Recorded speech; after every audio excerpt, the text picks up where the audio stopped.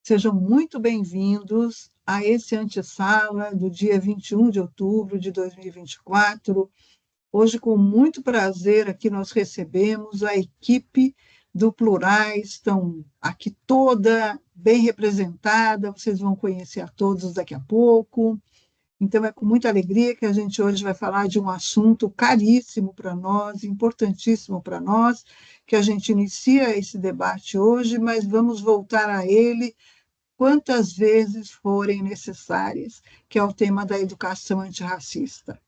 Então, para desenvolver essa temática, hoje a gente recebe com muita alegria a professora Gabriela dos Santos Vilas Boas, que vai iniciar esse debate aqui, nós vamos aprender muito com ela, e na sequência virão os outros colaboradores aqui do Plurais para continuar e contribuir com o debate. Professora Gabriela, muito bem-vinda, a formação docente agradece a sua presença e gostaríamos muito de ouvi-la, de aprender.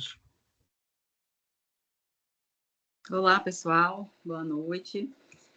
Sou Gabriela Vilas Boas, né, sou nutricionista, professora aqui da UniFG, Bahia, né, em Guanambi.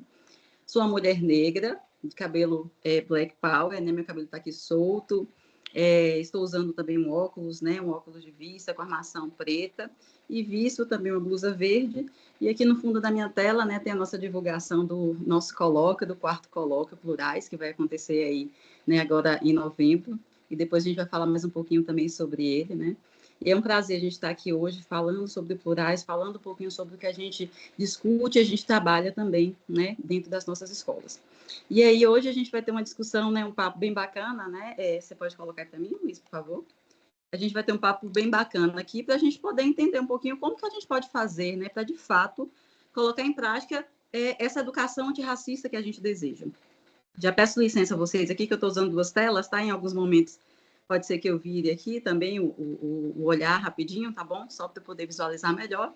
Então, o tema, né, desse papo da gente de hoje é falar sobre educação antirracista no ensino superior, para a gente pensar aí juntos também caminhos para que a gente possa construir um futuro de equidade e de justiça, certo? E aí, para a gente poder começar a falar sobre essa temática, eu acredito que eu vou trazer muitos questionamentos, né? Mais questionamentos do que respostas. Porque, de fato, essa é uma temática que traz para nós, né, muitas perguntas mesmo, porque não tem resposta certa. Né? A gente, de fato, está construindo juntos, e esse processo de busca, de reflexão, de questionamento é que faz com que realmente a gente busque e consiga, então, né, em cada público, em cada local, conseguir mesmo elaborar uma estratégia que seja eficiente. Aí você pode avançar para mim, por favor, Luiz? E aí, nossos primeiros questionamentos, né? São vários questionamentos, são várias perguntas. Então, para a gente começar aí essa conversa, entender qual que é o impacto ou os impactos que o racismo tem na estrutura que a gente tem hoje na nossa sociedade, falando, né, mais especificamente de Brasil, é importante a gente se questionar qual é a cor, né? Qual é a cor do Brasil e qual é a cor dos pobres. Quando a gente fala qual é a cor dos pobres, é importante também, durante essas perguntas, a gente tentar buscar respostas, né? Vamos pensar aí também se vocês conhecem as respostas para essas perguntas. Então, quando eu digo qual é a cor dos pobres, o que é que vem na nossa mente? Eu conheço realmente a cor dos pobres? Qual é a cor dos desempregados? Qual é a cor das pessoas que passam fome no nosso país hoje? Qual é a cor das pessoas que estão lá, né, em empregos, por exemplo, em subempregos, né, em empregos informais? Qual é a cor do analfabetismo que tem no nosso país, das altas taxas de analfabetismo? Qual é a cor, então, dos desassistidos, daqueles que não conseguem, por exemplo, acessar o serviço de saúde, que não conseguem acessar o serviço de assistência social, por exemplo? Qual é a cor das pessoas que estão hoje em cárcere, as pessoas que estão presas? Qual é a cor também dos que são mortos pela polícia? E qual é a cor? Essa é uma charge, né, de P. Batista, que fala muito sobre o nosso país.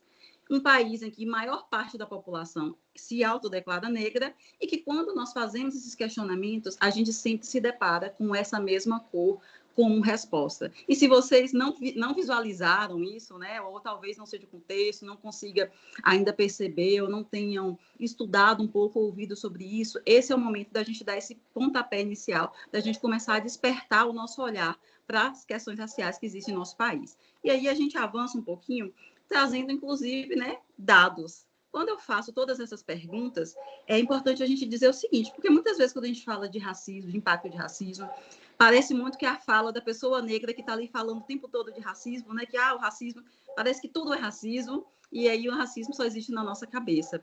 Uma professora, inclusive, colocou lá a pergunta, né? Como que a gente pode fazer para trazer... para fazer com que as pessoas que não têm sensibilidade com essa temática, elas consigam entender a importância. Uma estratégia para isso é trazer dados, porque quando a gente faz todos esses questionamentos, não é algo que está na nossa cabeça, embora muitas pessoas tentem colocar esse discurso, que é um discurso da pessoa negra, de que é o nosso mimimi, né? Mimimi, eu costumo dizer que é a dor do outro que eu não sinto, né? Aquela dor que eu não sei o que significa. Então, eu acabo jogando essa desculpa, né? Mas os dados estão aí para nos dizer. E aí eu trouxe apenas esses dois, mas de todas as perguntas que eu fiz, existem dados, inclusive do IBGE, que reforçam e que mostram essas disparidades raciais que existem no nosso país. E aí, né, a gente tem dados, né, da PNAD, que é a PNAD de Educação, que traz, então, né, a pesquisa aí por amostra de domicílios, que traz esse percentual de analfabetismo no nosso país. Se a gente for observar aí, em todas as faixas etárias, desde 15 anos até aí mais de 60 anos, a gente sempre encontra, então, pessoas pretas e pardas, que são pessoas negras, em um recorte, em um percentual muito maior do que pessoas brancas. Reforçando mais uma vez, qual que é a cor do analfabetismo no nosso país? Ela é negra e ela está aí expressa por esses dados. E é a partir desses dados que a gente dá esse pontapé inicial, explicando, inclusive, para aquelas pessoas, né, que não acreditam, que acham que é coisa da nossa cabeça. Quando a gente vai para a questão da escolaridade, é importante, então, a gente ver, a gente perceber aí algumas diferenças quando a gente fala do ensino médio e quando a gente fala do ensino superior. As disparidades raciais existem no nosso país em qualquer nível, em qualquer modalidade de ensino. Desde o momento da creche até o ensino superior, ela existe, certo? Mas quando a gente fala lá do ensino médio, né, então a gente tem ali os dados que a população branca com pelo menos um ensino médio completo, né, está no percentual de 60%, enquanto para a população negra é apenas 47,3%. Né? Eu não trouxe esse dado aqui, mas se a gente for a fundo nessa pesquisa, a gente vai ver também que os dados de evasão escolar são muito mais acentuados em pessoas pretas, em pessoas pardas, do que em pessoas brancas. Quando a gente fala, então, do ensino superior, que é o nosso caso, né? Pode voltar rapidinho. Quando a gente fala do ensino superior, que é o nosso caso aqui, a gente tem também esse destaque, né? Que pessoas brancas ali com ensino superior são 16,5%, enquanto pessoas negras, 10,8%. E aí é importante a gente mencionar o seguinte, principalmente por conta da política de cotas, a gente tem, desde a década de 90, um aumento aí significativo da presença de pessoas negras no ensino superior. Isso é inegável.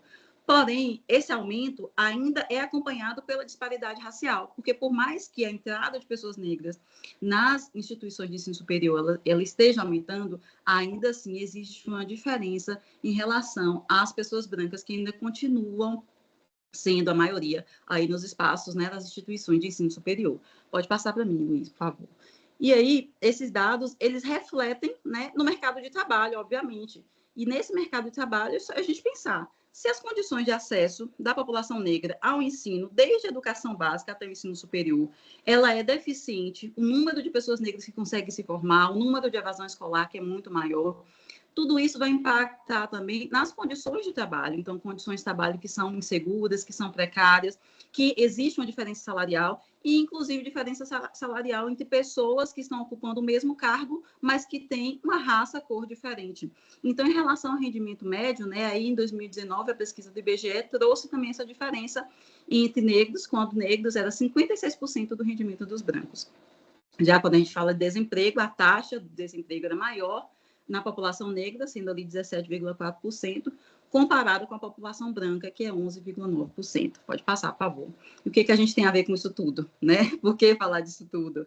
Porque a partir desses dados que a gente se coloca também, reflete qual é o lugar do ensino superior, qual é a relação entre as desigualdades existentes no nosso país e a nossa função de educador do ensino superior, né? Qual é a responsabilidade que nós temos? Se a gente tem a responsabilidade de formar profissionais, a gente precisa pensar também que a gente não está só formando profissionais, a gente está formando pessoas, a gente está formando cidadãos. A gente está formando profissionais, pessoas, cidadãos para um mundo melhor, para um mundo em que nós tenhamos o mínimo, né, para que a gente consiga habitar, então, nesse planeta. mas essas oportunidades, elas precisam ser iguais, elas precisam ser justas para todas as pessoas. E aí, então, a gente começa a entender um pouquinho aí mais a fundo, tá, a respeito dessa responsabilidade, das responsabilidades, então, que nós temos. Passa para mim, por favor, Luiz. Dentro desse perfil, né, eu trouxe aqui alguns tópicos. Obviamente, a gente tem muita responsabilidade, né, tem muita carga aí nas nossas costas em relação a isso. Mas eu trouxe alguns pontos aqui que são essenciais para a gente pensar o papel que a gente desenvolve enquanto docente, enquanto representante de uma instituição de ensino superior. E aí a gente começa pensando sobre o acesso inclusivo, né? Como que as instituições de ensino superior podem fazer para reduzir essas lacunas aí que são provocadas por essas disparidades raciais? A gente começa com esse acesso inclusivo, e esse acesso inclusivo parte, obviamente, de políticas de acesso, né, de políticas de cota, por exemplo, que dá acesso a populações vulneráveis, a populações que são historicamente e numericamente, né, excluídas desses espaços, né? Então, essa é uma estratégia, mas não é apenas essa estratégia. Por quê? Porque dar acesso não significa garantir permanência. E aí a gente também precisa pensar nesse lugar, nessa responsabilidade de garantir permanência, então, para esses estudantes dentro das instituições de ensino. Quando a gente fala de garantir permanência, a gente mexe, obviamente, com recursos financeiros, né? Com bolsas de estudo, com bolsas, inclusive auxílios creche para aqueles estudantes que têm filhos, né? A gente fala, por exemplo, dos projetos de iniciação científica, de projetos de extensão, que também precisam ser remunerados e auxiliar esses estudantes a ter ali a permanência, continuar, então, né, com seus estudos, a pagar um ônibus, por exemplo, para estar ali na escola não, na faculdade, por exemplo. A gente fala de educação de qualidade. Quando a gente fala de educação de qualidade, a gente tem que pensar também nos currículos, a gente tem que pensar também no que nós estamos trazendo para dentro da sala de aula, no sentido de articular, né, esses conteúdos que são os conteúdos profissionalizantes, mas com a realidade, né, com a realidade do nosso público, com a realidade da população, com a realidade que nós queremos também transformar. E aí a gente precisa pensar, então, em um espaço que promova também a equidade. E esses espaços para promoção de equidade, né, parte não somente do espaço da sala de aula, mas todo o contexto que envolve esse espaço de instituição de ensino, né, desde ali o local que a gente está ali se alimentando, que a gente está ali apenas, né, na biblioteca, por exemplo, estudando, mas que esse seja um lugar seguro e que promova realmente a equidade, no sentido de ter discussões onde as pessoas, principalmente os estudantes, se sintam seguras. Quando a gente fala de pesquisa e extensão, ali ela está voltada à comunidade, mas a gente precisa refletir o seguinte: a gente deve promover aí pesquisa e extensão voltadas à comunidade, mas pensando que tem que ser para a comunidade e com a comunidade. Porque não se pode fazer pesquisa só para a comunidade, para que a gente colete dados e aí enche o nosso látis e o nosso ego acadêmico e deixe de dar um retorno para as pessoas, para a população, porque é essa a nossa obrigação, é essa a nossa função. E quando a gente faz isso, a gente também permite que aquele estudante, às vezes está lá no ensino médio, que está lá na sua comunidade, que não se enxerga um universitário, ele consegue se ver, porque ele vê, por exemplo, o professor que está ali mediando, que é uma representação, né, de quem ele é, que pode ser, inclusive, que deve ser, talvez, né, essa pessoa negra que está ali. Ele vê outros estudantes como ele e ele se sente pertencente a esse local. E aí, essa formação cidadã, como eu disse no início, né, a gente, obviamente, vai falar das questões tecnicistas, né, do profissional, que também é esse o nosso principal objetivo, mas a gente também tem o objetivo e a função de formar cidadãos, de formar pessoas melhores para o mercado de trabalho, mas também para a vida, né? Então, algumas das responsabilidades que a gente tem, que não são poucas, né, e são pesadas realmente, mas que a gente precisa ir pensando nesses caminhos. Você pode avançar para mim, por favor? E aí, pensando nesse sentido, né, um ponto extremamente importante para a gente pensar a educação antirracista parte da formação docente.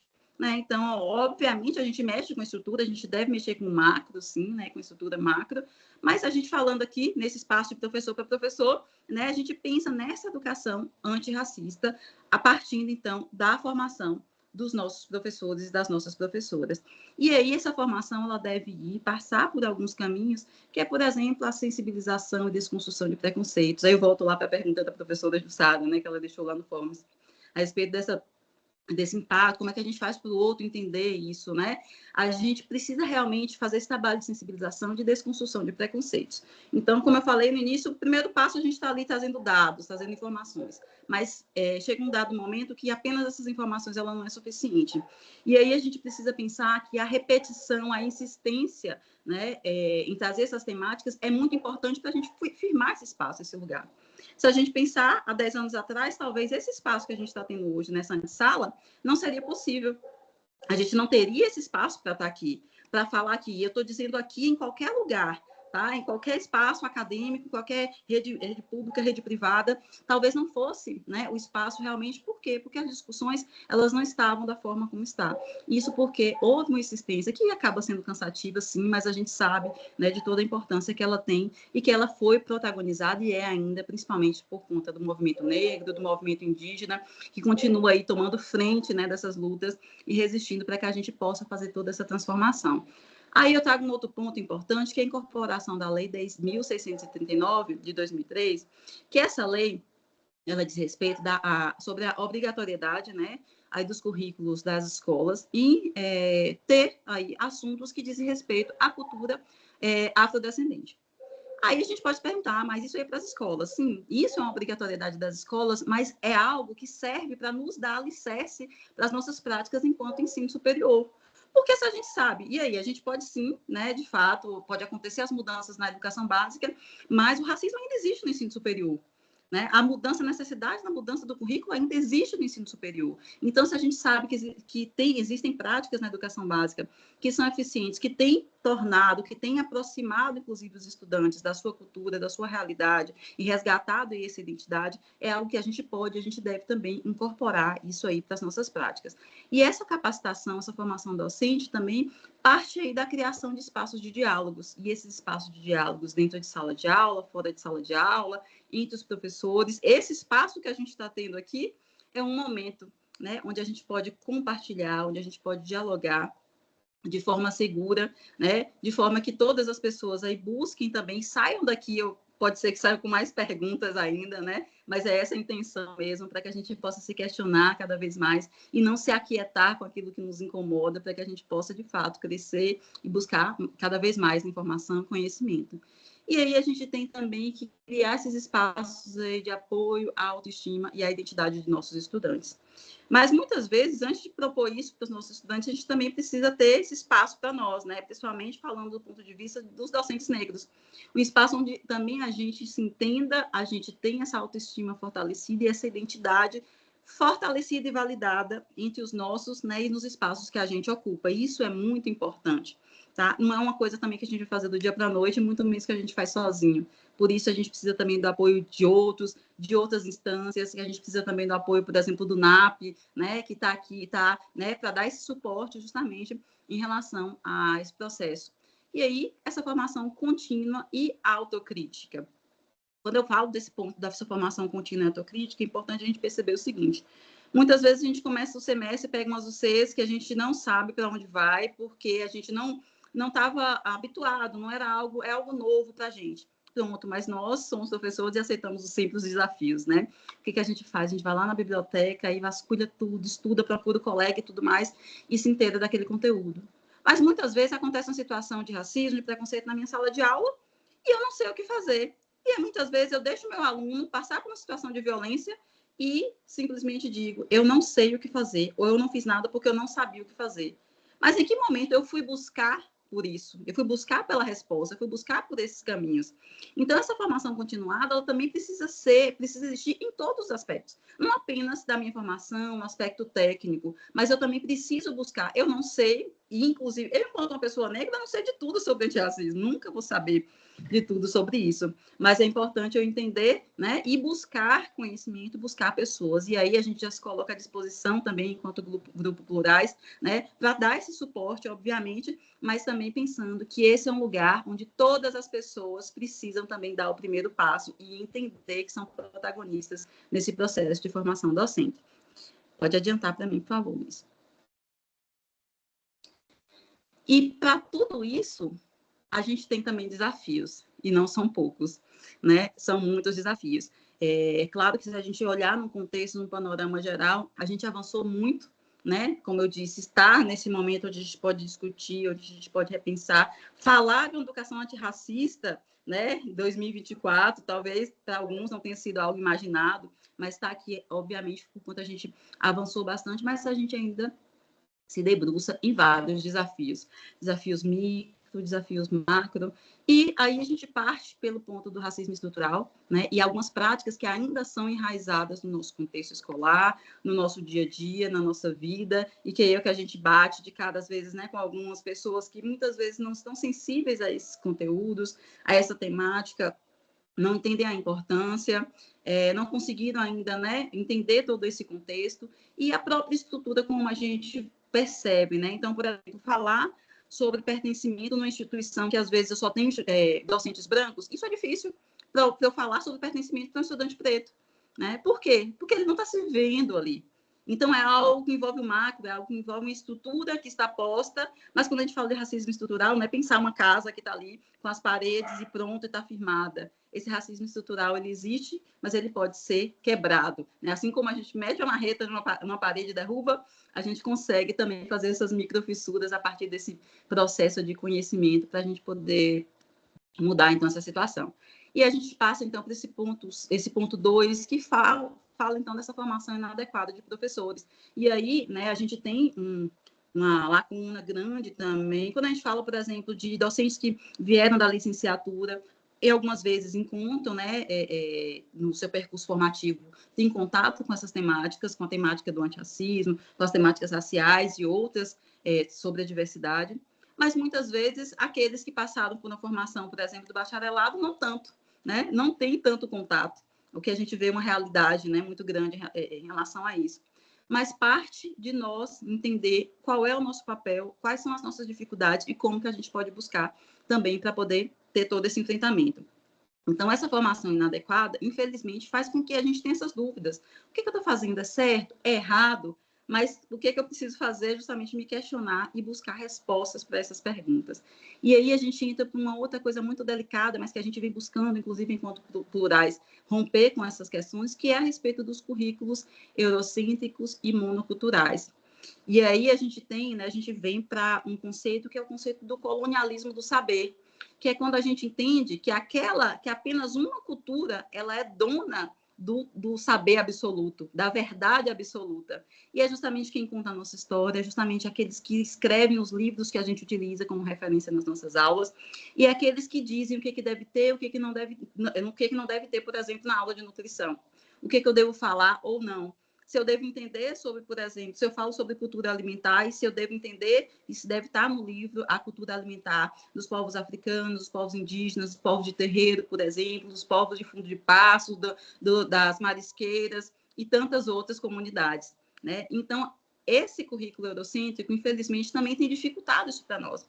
Mas aí eu já ligo para o próximo ponto, que é a falta de materiais didáticos inclusivos. Essa falta de material didático, vou colocar ela entre aspas aqui, porque está ligado, sim, a esse colonialismo do saber, que as nossas referências, né, o que a gente tem aí de base curricular é muito focada no que é produzido, né, na Europa, é escrito, se a gente for olhar, se a gente tiver essa curiosidade de pegar os nomes dos autores, a maior parte dos autores, e procurar quem são esses autores, a gente vai ver que são realmente pessoas brancas, mas essa falta de materiais, ela é muitas vezes uma falta na nossa referência, mas não que não existam esses materiais feitos por pessoas negras e sobre pessoas negras e para pessoas negras. O que a gente precisa fazer é ter essa sensibilidade, justamente, da gente buscar, então, né, essas informações e conseguir, então, incluir, né, no nosso conteúdo e nessa formação, né, trazendo todas essas questões. E não apenas pensar, não vou falar sobre raça nessa aula hoje, estou falando aqui sobre alimentação, não vou falar sobre raça porque vai ser polêmico, né? Mas e aí? É esse processo que a gente quer buscar de formação para entender o quanto eu tenho de suporte para falar de algo que é polêmico, porque é algo que está na vida das pessoas, né? Porque ser uma pessoa preta é algo que me pertence, que é sobre mim, que não vou conseguir dissociar disso daqui, né? A maior parte da população do nosso país é negra e as coisas que acontecem, né? E todas essas faltas de acesso em vários setores, e isso diz respeito também e principalmente à questão da raça, e aí a gente precisa entender. E é quando a gente vem para entender a interseccionalidade, que ela funciona também, acaba aparecendo como um desafio para essas práticas antirracistas. E aí a gente precisa ter um olhar sensível, porque se eu estou falando de desigualdades, eu tenho, e aí a gente tem dados que apontam, por exemplo, que a gente tem desigualdades para mulheres, a gente tem desigualdades que, somada a mulheres, a gente ainda tem mulheres negras. Se a gente for falar, vou falar do meu ponto, né, do meu local de fala da nutrição, por exemplo, se eu for falar, por exemplo, de desigualdade sobre o corpo da mulher, do corpo da mulher negra, o corpo da mulher negra gorda, vou falar do corpo da mulher negra gorda e LGBT, ou às vezes eu vou falar do corpo da mulher negra gorda e trans, que tudo isso soma-se, então, às interseccionalidades, que não é apenas a raça, mas que multiplica todos esses fatores de desigualdade e que são desafios para a gente, sem dúvidas, principalmente desse processo, né, de busca de conhecimento, mas que eles precisam ser falados, ser explorados e ser entendidos também. Pode avançar, Luiz, por favor. E aí, gente, né, embora a gente tenha bastante desafios, né, é importante trazer para vocês que, principalmente enquanto plurais, a gente tem avançado aí em algumas práticas, né, na promoção de uma educação antirracista, a gente tem buscado aí caminhos para poder vencer, né, do nosso ponto aí, cada um em sua escola, mas também todo mundo junto, né, enquanto um grupo no ecossistema Ânima. E, por exemplo, a gente tem aqui, né, a contratação de docentes negros, então provavelmente muitos de vocês já viram aí, né, essa divulgação da contratação de docentes negros, que é algo que a gente vem, né, lutando bastante para que cada vez mais a gente consiga aumentar e que exista em todas as escolas, tá? Porque quando a gente fala de representatividade, a gente precisa ter essa representatividade dentro da sala de aula. Então, o aluno também precisa se ver. E aí a gente não pode assumir aquele lugar de dizer, eu não contratei um psicólogo negro para minha escola porque eu não achei, né? Realmente, será que a gente não achou? Né? Não existe realmente esse psicólogo negro, e se existir uma dificuldade em encontrar essa pessoa também, muitas vezes isso vem sobre toda essa carga, tudo isso que eu acabei de falar, que eu comecei falando sobre todos esses dados, da falta de acesso da população negra também aos espaços acadêmicos, e não que não exista, porque eles existem sim, em todas as áreas nós temos sim professores negros aí habilitados, capacitados para fazer parte desse ecossistema. A gente tem também, então, o desenvolvimento dos projetos de extensão, e aí não só enquanto plurais, mas a gente percebe que outros professores que não são plurais também desenvolvem projetos de extensão com a temática, né, com o recorte aí racial. Então, a gente tem explorado bastante isso, né? Hoje, por exemplo, eu desenvolvo o projeto que é culinária afrodiaspórica e a sua relação com a segurança alimentar da população negra, né? A gente está saindo aí com um documentário, né? Contando a história de pessoas negras que sobrevivem da alimentação, né? E a gente também, né, a gente vai falar daqui a pouco sobre o selo plurais, que é muito importante e justamente importante para que a gente possa romper com esse currículo eurocêntrico. Os eventos que nós realizamos, como o Mover Diversidade, o colóquio, que está chegando também, né, agora em novembro, os materiais midiáticos que nós lançamos aí a gente convida vocês já para verificarem lá os minutos plurais, que são pequenas pílulas, né, que nos ensinam aí sobre várias temáticas da diversidade. Estou corrido, estou sem tempo, aquele momento que a gente fica ali no WhatsApp ou no Instagram só rolando o feed ali, ó, é o momento da gente pegar ali 2 minutinhos e aprender muito com pessoas que são referências aí, que falam bastante sobre essas temáticas.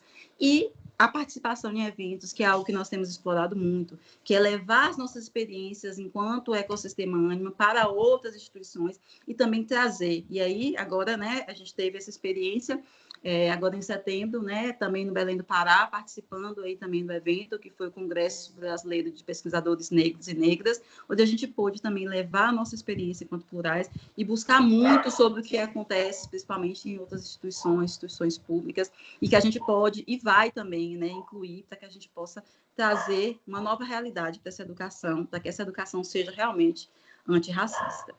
Então, um pouquinho disso, né, que eu tinha para a gente conversar sobre essa temática, né? Agora eu vou passar a fala aí para meu colega Luiz, tá? Que vai dar continuidade aí. Obrigada, gente.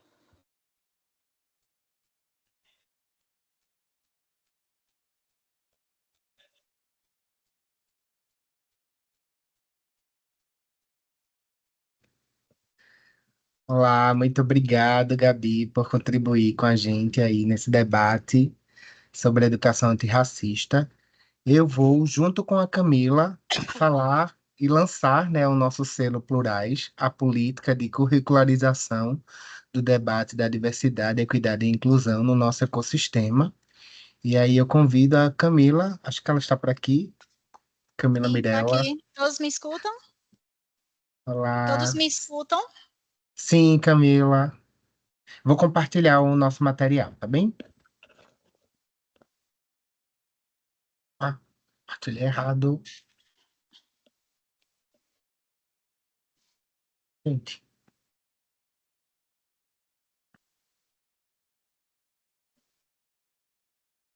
Pronto, Camila, pode iniciar. Ainda não está aparecendo, Brauna, na Agora tela. tá.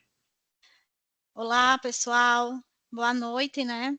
Me chamo Camila Mirella, faço parte do Ânima Plurais. Sou negra, cabelo escuros, né? Olhos escuros também. Estou vestida de blusa covinho, né? Usando um colar com detalhes verdes, e vou apresentar, juntamente com Brauna, o selo Plurais. Né? Pode passar, Brauna. Bom, o que se trata o selo Plurais? Selo Plurais, pessoal, trata de uma política que vai viabilizar essa certificação de unidades curriculares, que na sua essência, ou seja, dentro do seu plano de ensino, existem metas de compreensão, tópicos geradores, competências que trabalham a questão da diversidade e a inclusão. Então, quando nós falamos do selo Plurais, né, nós estamos falando de uma política que vai viabilizar essa certificação. É um selo que algumas unidades curriculares vão receber justamente por terem essa aderência dentro do seu plano de ensino. Então, essas unidades curriculares, elas possuem essa aderência, essa aproximação, discutem, né, dentro das suas metas de compreensão, dos seus tópicos geradores e da sua própria bibliografia, né, discutem a questão da diversidade e a inclusão, para que assim a gente possa formar, né, e o nosso objetivo principal é trazer, através dessas unidades curriculares aderentes, né, poder formar profissionais aptos, né, a trabalharem, a discutirem a questão da diversidade e inclusão. Né? Pode passar, Brauna. Então, dentro dessa política, a política está fundamentada, né, ela tem seu objetivo estratégico, que é atender 100% de todas as unidades curriculares do nosso ecossistema. Né? Então, nosso objetivo estratégico é trabalhar dentro do ensino, pesquisa e extensão, essas unidades curriculares que são aderentes e, consequentemente, atender 100% das unidades curriculares que nós temos dentro do nosso ecossistema. Então, a nossa política, ela tem como base algumas resoluções, né? Ela vai estar baseada em algumas resoluções que tratam, né, da questão das relações étnicos, raciais, outra resolução que também trabalha a educação ambiental e também a resolução que vai trabalhar a formação dos nossos professores. Pode passar? E além dessas resoluções, a política do selo também ela vai estar baseada na nossa política de diversidade e inclusão do Ânima Educação, né, da Ânima Plurais, que vai justamente trabalhar, né, como objetivo poder promover essa discussão da diversidade e inclusão, contribuindo para que a gente possa desenvolver um ambiente saudável, né, respeitoso, acolhedor, considerando a questão da pluralidade dentro do nosso ecossistema.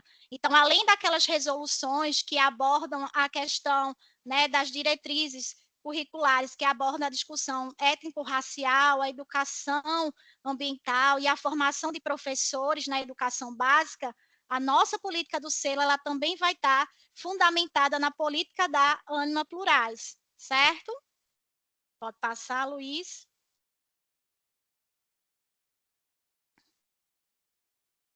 Pode passar. Então, quando a gente fala do Não, antes. Então, falando o que é o selo, né, do que se trata, qual é a base dessa política, né, de todas as resoluções que nós temos, que nós utilizamos para construir a nossa política do selo Plurais, a gente tem como foco, né, o selo ele vai ser aplicado, como eu falei, em unidades curriculares que têm aderência à discussão da inclusão e a diversidade de acordo com o plano de ensino. O nosso objetivo, sim, é chegar a 100% das unidades curriculares, e esse selo ele vai ser aplicado para todas as unidades curriculares, esse é o nosso objetivo, né? E para que a gente se estenda para toda a nossa comunidade acadêmica, incluindo o corpo discente, docente, educadores, técnicos, todos os colaboradores do nosso ecossistema, né? Então, o foco do nosso selo é poder chegar a todos, para que todos tenham acesso e para que assim a gente possa formar profissionais aptos a discutirem a diversidade e a inclusão dentro da nossa sociedade. Então, com base nisso, os principais diretrizes, né, princípios que vão justamente construir, nortear essa nossa política do selo, são os princípios da equidade, acessibilidade, representatividade. Então, esses são os principais princípios que nós utilizamos para construir a nossa política do selo, o respeito da diversidade, a inclusão curricular, o diálogo, o debate, a pluralidade, o desenvolvimento de competências e o compromisso institucional. Então, a nossa política ela vai estar baseada nesses principais princípios. Esses princípios são norteadores para a construção da nossa política. Pode passar.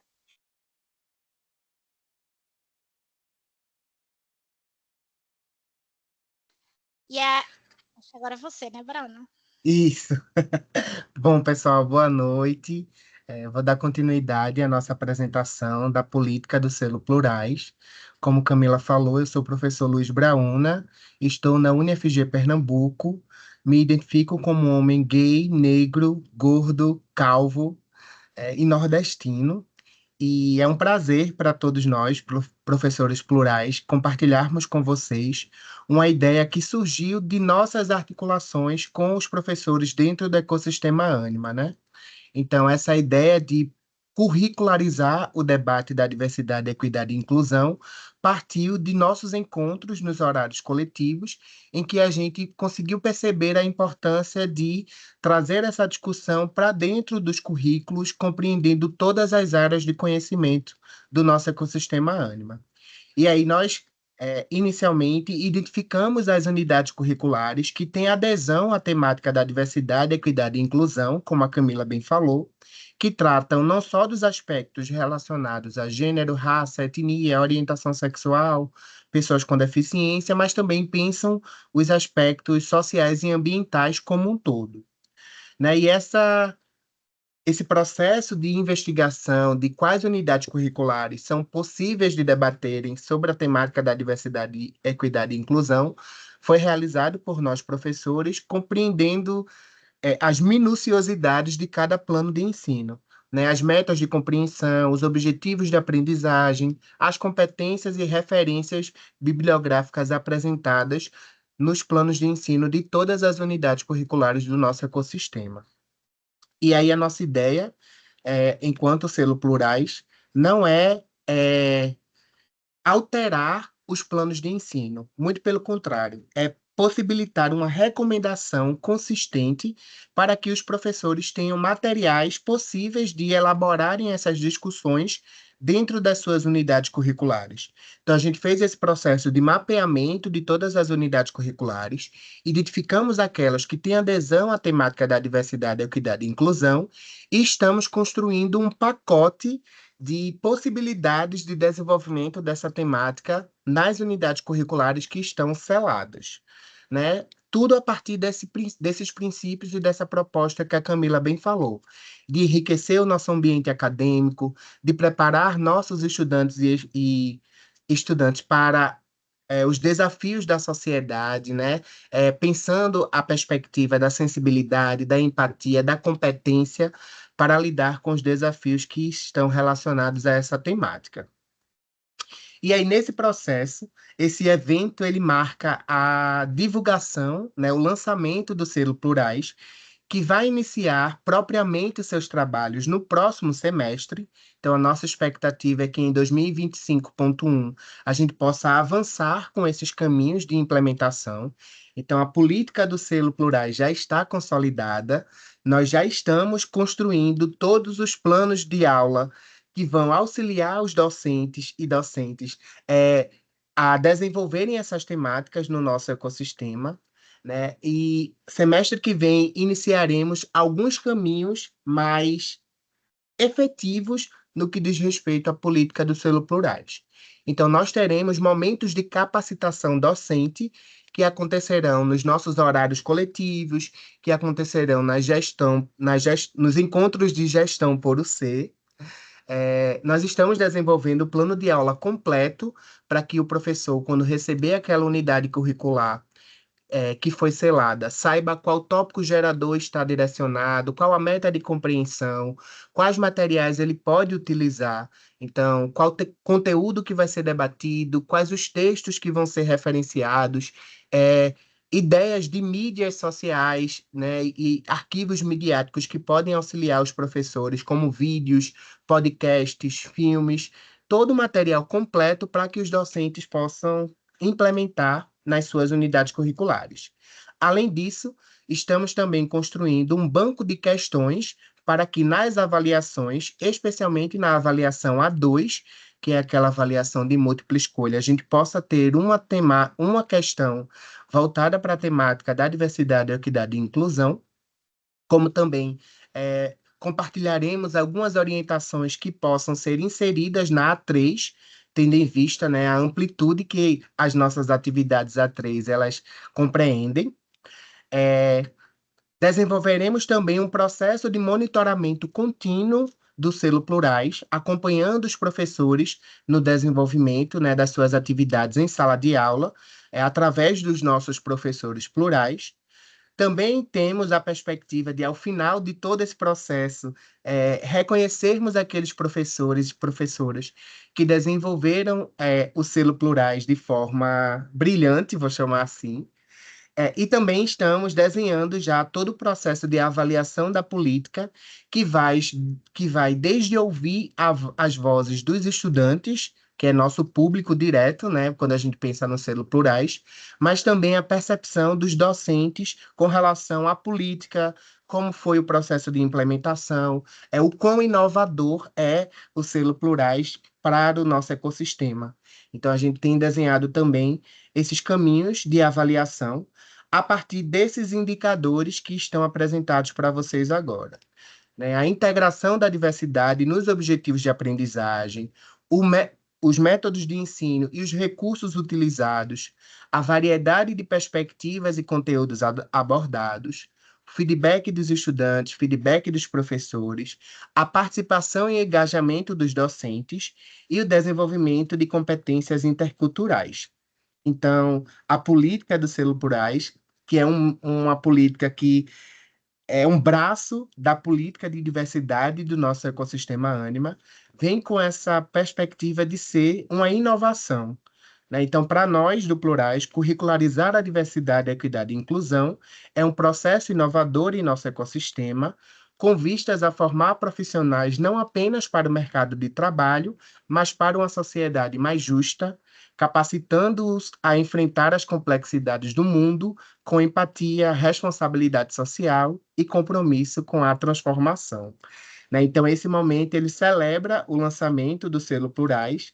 Como eu falei, nós iremos implementar as atividades no início do semestre que vem, em 2025.1, e desde já convidamos todas e todos vocês a estarem presentes conosco nos nossos processos de formação, de capacitação, e, né, que comprem essa ideia junto com a gente para que a gente possa transformar o nosso ecossistema a partir do diálogo sobre diversidade, equidade e inclusão. E nessa perspectiva, nós estamos, neste semestre, como a Gabi e a Camila já falaram, desenvolvendo muitas atividades que trazem a temática da diversidade e inclusão para o nosso cotidiano. E uma dessas está prestes a acontecer, que é o nosso Colóquio Plurais. Eu vou compartilhar com vocês rapidinho tanto o site que nós estamos disponibilizando para a realização das inscrições, e eu vou apresentar um pouquinho das informações que são fundamentais deste evento. Né? Aproveitando aí a oportunidade de já pensarmos e dialogarmos sobre a educação antirracista e o selo Plurais, neste ano nós estamos desenvolvendo o 4º Colóquio Plurais, que vai acontecer na UniBH presencialmente. No entanto, nós teremos transmissões das principais mesas e conferências que acontecerá no evento. Tá? Então, a partir dessas transmissões que a gente consegue garantir a participação de todo o ecossistema no nosso colóquio. O tema desse ano é Educação, Diversidade e Desigualdades, Desafios e Potencialidades para uma Educação Antirracista. Né? Então, é um evento que foi pensado para promover discussões e trocas de experiência com docentes, discentes e demais educadores do nosso ecossistema. Nós teremos apresentação de trabalhos acadêmicos, mesas redondas e conferências, e também teremos atividades artístico-culturais que vão aí potencializar a UniBH e todo o nosso ecossistema sobre o debate da educação antirracista. Então, toda a nossa programação está presente no site. Começa no dia 7 de novembro, à noite, né, presencialmente, e também com transmissão, e ao longo de todo o dia 8 de novembro, que nós teremos discussões sobre educação, saúde e direitos humanos relacionado à questão antirracista, e também perspectivas de curricularização. Então, é um espaço que a gente vai conseguir ampliar ainda mais o debate sobre a educação antirracista, sobre o selo Plurais e sobre as mudanças que a gente quer promover no nosso ecossistema Ânima.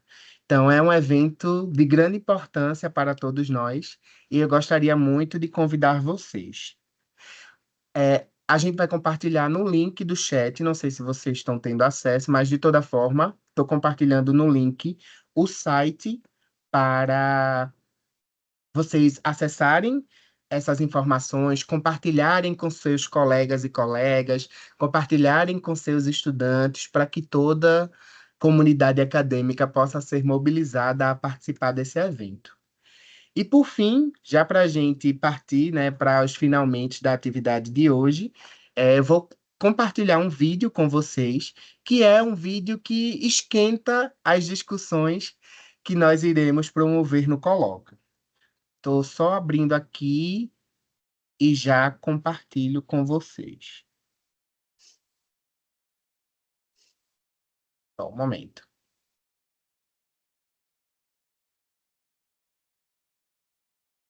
A internet não está ajudando. Meninas, vocês têm ele facilmente aí, baixado no computador? Não, eu não consigo entrar pelo computador até agora. Ai. Vamos tentar. Fale mais sobre o evento enquanto eu estou aqui. Gabi, você que está com a programação científica, acho que é uma boa oportunidade. É importante falar também que a gente vai ter, né, no colóquio essa apresentação de trabalhos, então os estudantes já estejam desenvolvendo, né, que pense também em algum trabalho, pode mandar também para a gente poder, né, fazer toda essa avaliação e fazer essa apresentação lá no colóquio. Também é um momento importante, né, para a gente mostrar o que a gente está fazendo, estimular esses estudantes também para essa questão dessa prática acadêmica, né, não apenas chegar ali e assistir a palestra, mas também poder apresentar e mostrar o que eles têm produzido nos projetos de extensão, de iniciação científica, né, esse momento também para participar. E uma outra questão também, né, a gente aproveitar também esse espaço, como tem professores, né, de outras instituições, de várias instituições aqui, e falar, né, que a gente tem os representantes do Plurais, né, nas escolas, e que a gente desenvolve também atividades locais, né, então a gente aproveita também para pedir a parceria de todos, né, quando a gente fala de pensar em educação antirracista, participar desses momentos também é um momento de formação contínua, né, então é um momento onde a gente pode organizar, ajustar o nosso cronograma, levar os nossos estudantes, porque a gente também está falando de coisas que envolvem também essa formação, então participar também dessas atividades aí locais. Acho que abriu, né? Perfeito, Gabi. Não consegui baixar do WhatsApp, mas acho que a gente consegue visualizar direitinho o vídeo. Porque o racismo ele é estrutural e ele é estruturante das relações sociais, da economia, da política, da educação brasileiras e em outros lugares onde esse fenômeno acontece. O antirracismo ele parte dessa lógica que eu poderia dizer, forçando um pouco, digamos assim, eu vou pensar que seria uma lógica, uma expansão, digamos assim, do Ubuntu, da ideia de que eu sou porque nós somos. E se a gente entende que a questão racial ela é resultado de um processo colonial, que é um processo cultural, um processo que reforça a hierarquia, o debate de gênero também precisa ser levado em consideração. O último sobrenome, né, do autor ou da autora, a gente precisa sempre ter em mente. Esse último sobrenome, né, na minha citação, ele diz respeito a uma pessoa do gênero masculino. É herança de um pai, é herança de um avô, no caso de mulheres cis ou trans que são casadas e que adotaram o nome do marido, o sobrenome do marido, esse sobrenome diz respeito a esse marido, né? E no caso de pessoas negras, esse último sobrenome ele tem uma relação muito próxima com o regime escravista. E a gente também precisa adotar uma postura de indignação com relação às ausências. Eu não posso me sentir confortável com a ausência de pessoas negras no espaço onde eu circulo, onde eu trabalho. Eu não posso me sentir confortável com a ausência de pessoas LGBTs, com a ausência de pessoas surdas, com a ausência de pessoas com alguma deficiência, de pessoas que são consideradas inadequadas para esses espaços.